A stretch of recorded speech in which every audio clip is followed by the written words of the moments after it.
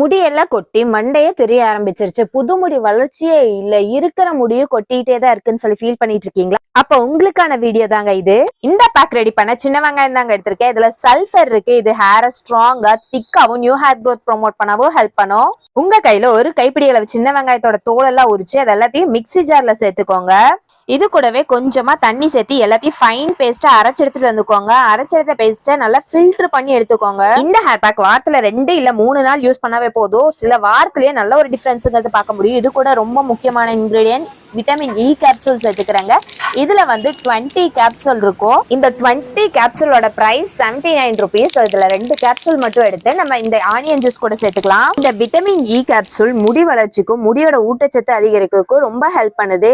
அது மட்டும் இல்லாம இது முடியோட வளர்ச்சியின் வேகத்தை நல்லா அதிகரிச்சு கொடுக்கும். இது எல்லாத்தையும் நல்லா மிக்ஸ் பண்ணிட்டு இந்த மாதிரி ஒரு பாட்டில்ல சேர்த்துக்கோங்க. இந்த ஹேர் பேக் யூஸ் பண்றப்போ சீரியஸா உங்க ஹேர்